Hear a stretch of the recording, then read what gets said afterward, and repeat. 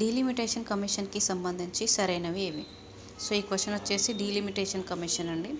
Option 1 article 82 delimitation commission గురించి తెలియజేస్తుంది. So ఇది కరెక్ట్ ఆప్షన్ అండి. ఆర్టికల్ 82 అనేది మనకు డీలిమిటేషన్ కమిషన్ గురించి తెలియజేస్తుంది. దీన్నే మనం బౌండరీ కమిషన్ ఆఫ్ ఇండియా లేదా డీలిమిటేషన్ కమిషన్ అని కూడా అంటాము. ఈ డీలిమిటేషన్ అంటే ఏంటి అంటే జనాభా ప్రాతిపదికన నియోజకవర్గాలను నిర్ధారించడం అన్నమాట. దేనికి ఈ నియోజకవర్గాలు అంటే లోక్సభలో మనం ఎంతమంది సభ్యులను ఎన్నుకోవాలనేది ఈ నియోజకవర్గాల ద్వారా నిర్ణయిస్తారు. ప్రస్తుతం మన లోక్సభలో 543 మంది సభ్యులు ఉన్నారు కాబట్టి మన దేశంలో ప్రస్తుతం 543 నియోజకవర్గాలు ఉన్నాయి. సో ప్రతి నియోజకవర్గానికి ఒకరు చొప్పున 543 మంది లోక్సభ సభ్యులు ఉన్నారనమాట. సో ఆప్షన్ 1 అనేది కరెక్ట్.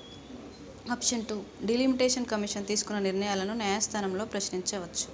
సో ఇది రాంగ్ ఆప్షన్ అండి. ఎందుకు అంటే డీలిమిటేషన్ కమిషన్ అనేది పార్లమెంట్ ద్వారా ఏర్పాటు చేయబడిన ఒక అత్యున్నత స్థాయి కమిషన్ అనమాట, రాజ్యాంగబద్ధమైన కమిషన్.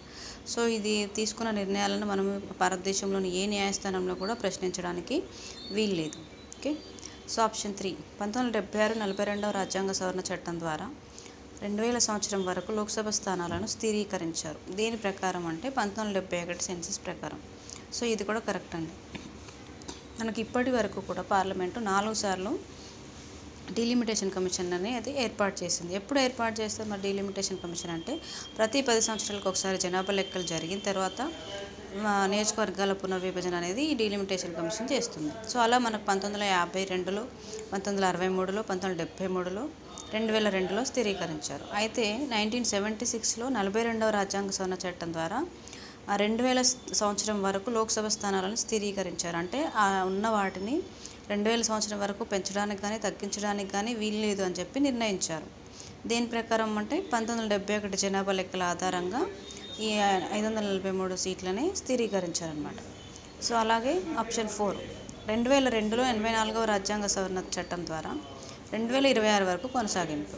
ఓకే, ఇది కూడా కరెక్ట్ ఆప్షన్ అండి. ఎందుకంటే సో ఈ చట్టం ఏదైతే ఉందో 42వ రాజ్యాంగ సవరణ చట్టం, దీన్నే ఇందులో 2000 సంవత్సరం వరకే పొడిగించారు.